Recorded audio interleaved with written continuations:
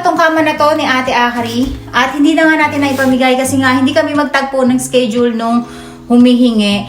Kaya ang gagawin natin para hindi siya masayat, sisagpagawa si Ate Tati sa atin guys ng kanyang garden, doon sa kanyang terrace, ang gagawin natin ay gagawa na lang natin siya ng upuan at isusurpresa natin siya. Nadadalhin natin next, nabalik natin sa kanya. At dahil umuulan guys, hindi ko siya magagawa sa labas. Dito na lang natin siya gagawin. Since wala na rin namang gamit dito, ay babacuuming ko na lang. Kasi konti lang din naman yung gagawin natin na pagbabago sa kanya. For the meantime, eto, aalisin na muna natin para magawa natin to at magkaroon tayo ng space. So bago natin siya kalkalin guys, papakita ko na muna sa inyo yung itsura niya. Napaka-solid niyan guys. 12 years na siya sa amin. Nung lumipat kami doon sa dati namin tinitirhan, ay binilang agad namin ng kama sila Ate Akari. At napaka-solid niya. Tingnan nyo, ang bigat nito. Ito ay nakakate into two. Ito, yan. So, ang gagawin natin ay aalisin naman natin siya. Pwede yung pambasaan guys. Ito ang mabibilib ka dito sa Japan. Ang mga kahoy dito kahit ibilad mo sa araw, basain ng ulan, still matibay talaga. Hindi man to guys yung mga ginawa ko na wood deck na table natin dun sa ating baba. Ay, hindi pala nakikita dito. So, yan din yung ginamit ko pang lamesa dun sa baba natin. Napakabigat ng kahoy na yan. Oh, tingnan nyo. So, ang gagawin natin ay ilalabas na muna natin to. Ayan, ganyan yung itsura niyan. Diba? Napaka-social guys. So, kung tutuusin, ito na yung gawin nating sopa niya na panghaba eh. Kaso, mas maganda kasi yung design, nito, sandalan, pinakasandalan niya, yan.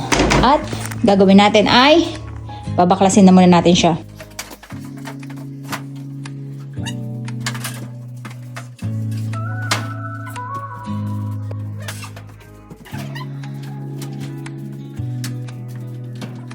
So, yung sukat niya guys, dapat ay pareho lang. At dikalas to dapat para madali natin siya mabitbit dun sa sasakyan ni Papa. Ayan, so magiging 43 lang siya. Pero nung sinukat ko dun kay ate ay 50 kaya. Kaya lang ang mangyayari guys, magiging alanganin dito sa kahoy na to. So, ang gagawin natin ay isasarado natin siyang 43. Ayan, ganyan lang kalapad yung part na magiging upuan. Para hindi rin sakupin yung buong wood deck niya. So, sayang din. Itong 5 na to, yan yung magiging upuan ni ate. Natin to guys, para madali tayong makapag lagari. At, pag ganito natin siya, lalagariin.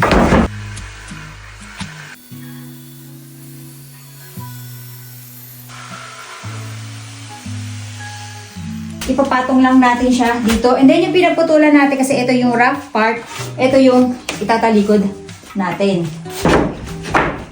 So, nakaganyan siya guys. At pag umupo, sakto lang yung taas niya guys. Kung makikita nyo, ang tibay niya, promise. Kasi matibay itong kahoy na to. Ayan. So, sakto lang yung upuan natin. Tapos, etong natirang kahoy na to, siya natin magiging paa. Yes. So from here guys, nasa ilalim siya. Iipitin natin, no? Kaya dito tayo kukuha ng paa.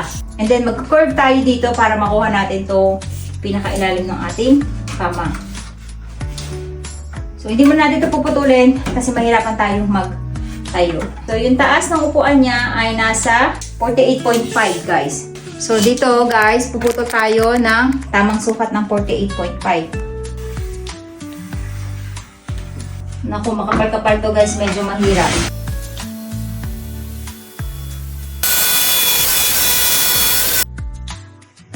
Meron siya dito, kanto.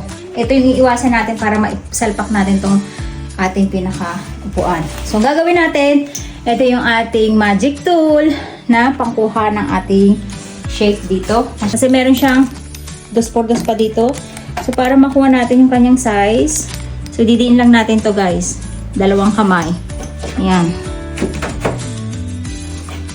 So, ito yung kukunin nating size para iiwas natin. Dito tayo bumakat. Ayan. Kung makikita nyo. At dahil pento makapal, so kailangan ay dito na lang tayo. Okay. Okay. Dito na makuha yung dulo niya. So, dito na ako guys sa ilalim. Kasi malalim siya.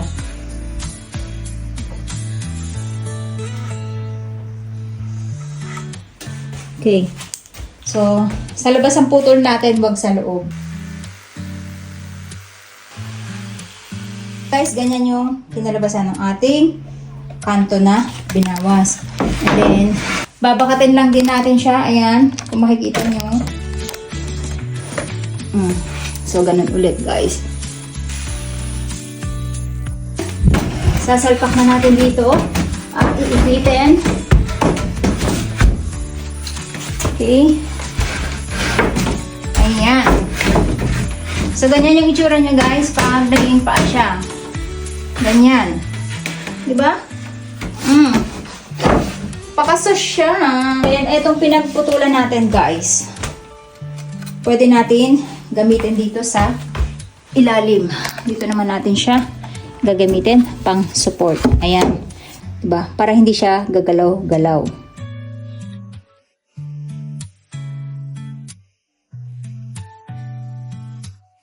So, ayan guys, ganyan yung result niya. Diba? Covered talaga siya. Ang ganda, guys. Ang social. So, sakong-sako si ate, meron pa dong oil na magagamit niya. Next natin, guys, ay puputulin na natin yung ating... Maglilinya tayo dito sa ating pinaka-frame.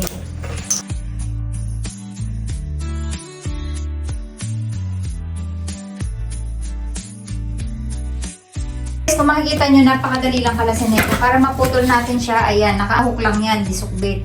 Sayang guys, yung nagtapon ako ng haka nun, dalawang kama yun. So, meron siyang 8 ganyan. Sayang sana tinanggal ko pala, no? Para nagagamit ko. Kasi mahal din yan. Alam niya, napaka-convenient yan kapag meron kayong ganyan. At galvanized yan, hindi basta nabubulok.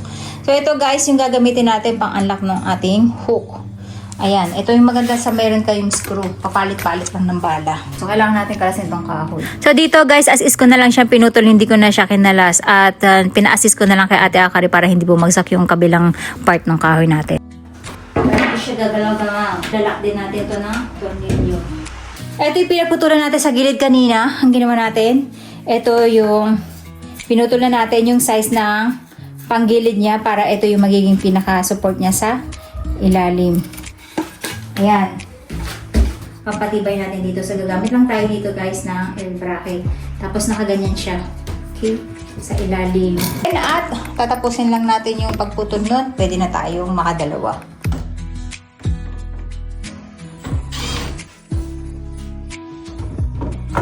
So guys, ang gagawin natin, maglalagay tayo ng L bracket dito. Ito yung pagkakapitan natin. So dito kung makikita nyo guys, gagamitan muna natin siya ng drill. Ito, pangbutas ng kahoy natin para hindi mabiyak yung kahoy natin kasi kung makikita nyo guys, manipis lang siya at alanganin yung pagpapakuan natin. Kaya kapag hindi natin siya ginamitan ng pangbutas, mabibiyak yung kahoy natin.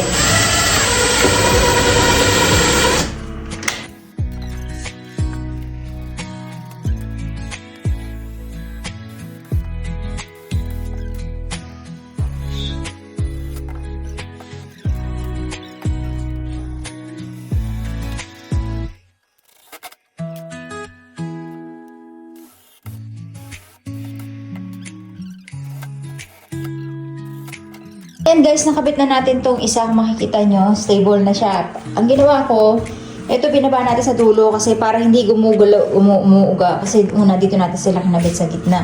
So ang nangyari guys, umuuga siya. Pero ngayon, nasa ilalim na siya, nakita nyo, stable na. Hindi na siya hindi na siya magalaw. Ayan, kahit pag umupo. At ito, hindi natin siya guys, pinix para napapaglagyan to ni ate tati ng gamit niya. If ever na marami na siyang gamit na pang garden. Diyan, pwede niyang gawin. Lalagyan niya. So, stable na siya. Pag umupo kayo, ayan, sakto lang yung upo nyo. Hindi kayo matatakot na magalaw. So, ayan. Tapos, pwede pa natin yung pakuan dito sa likod na ito para ma-fix natin.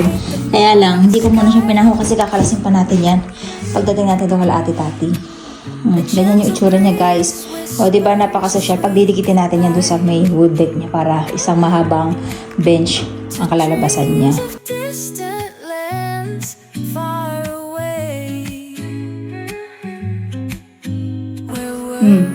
Ang next natin yung sa side niya. Ang gagawin ko guys, medyo luluwagan natin yan kasi dito saktong upo ka lang. Hindi ka pwedeng dito yung maghihiga. medyo makipot kasi yan yung para hindi masakop yung wood deck na ate-tati kasi hanggang dito yun yung wood deck niya. So para hindi siya masakop, kiliputan talaga natin siya, which is sakto lang para makaupo. So yan yung itsura ng ating upuan, di ba? Napakalinis tignan at the same time ay matibay yan. Pambasaan talaga. Ito yung itsura ng setup natin. Nakita nyo yung pahabang wood deck na ate-tati. So ganyan yung magiging itsura niya at meron na siyang mauupuan doon ngayon. Ito yung part ng wood deck lang guys. Problema ko na lang yung table kasi wala na tayong pang lamesa niya, no. So later na natin iisipin yan yung table niya. At ang gagawin lang natin, babaklasin muna natin yan para magkasya lahat yan sa kotse ni Papa bago natin i-deliver sa kanya. Lahat naman yan dikalas. So ayan guys, ang ganda niya, 'di ba? Ito hindi pa to tapos guys, ha. Wala pa to brace sa ilalim at hindi ko pa nga to napifix yung tornilyo niya sa likod kasi hindi pa ako tapos kahapon. Napagod na ako nung hapon.